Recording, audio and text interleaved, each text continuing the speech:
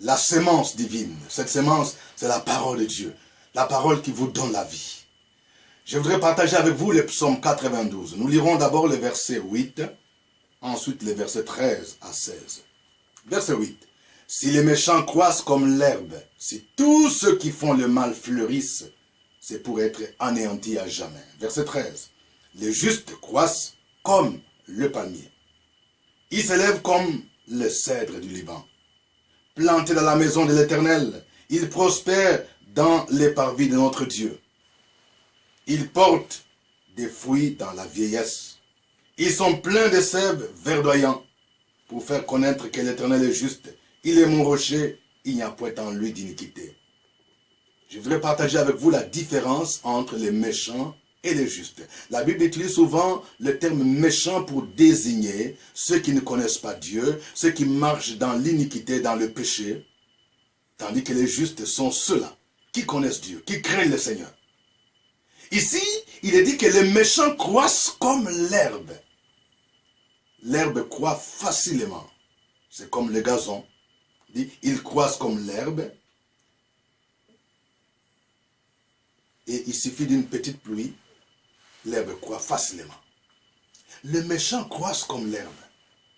Il y a des gens qui semblent prospérer entre griffes. Vous voyez quelqu'un, dans quelques mois, dans quelques années, il a déjà des millions, il y a des milliards. Dieu seul sait d'où ils viennent. Souvent, pour les méchants, c'est par des voies malhonnêtes qui ne glorifient pas l'Éternel. Et il ne faut pas que toi, qui connais Dieu, tu sois tenté de faire comme eux ou de les envier. Ils croissent comme l'herbe. Mais leur fin, c'est pour être anéanti. Leur finalité, c'est la perdition. Souvent, ceux qui commencent avec le monde, qui s'appuient sur le monde pour chercher à être élevés, à être prospères, ils finissent mal. Mieux vaut commencer par l'humiliation, mais pour être élevé par l'Éternel. Qu'en est-il du juste? On dit, les justes croissent comme les palmiers. Ceux qui sont dans l'agriculture, ils savent que les palmiers, c'est parmi les arbres qui croissent lentement, mais sûrement. Il faut plusieurs années. Je viens encourager quelqu'un qui marche dans la justice. Ne sois pas pressé. Attends le moment du Seigneur. C'est lentement et sûrement. Il faut attendre plusieurs années pour que tu commences à recueillir les fruits du palmier. On dit, il s'élève comme le cèdre du Liban. Le cèdre du Liban est compté parmi les arbres les plus solides qui étaient utilisés pour la fabrication de meubles. Ceci suppose que le juste, c'est quelqu'un qui est solide dans la foi. On dit encore, ils sont plantés dans la maison de l'Éternel et ils prospèrent dans les parvis de notre Dieu. La prospérité du juste vient de sa relation et de sa communion avec l'Éternel.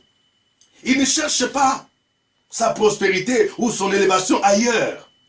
Il est bien aujourd'hui de parler de prospérité. Mais d'où vient cette prospérité? La vraie prospérité est celle que Christ donne. Ce n'est pas celle que le monde donne. Non.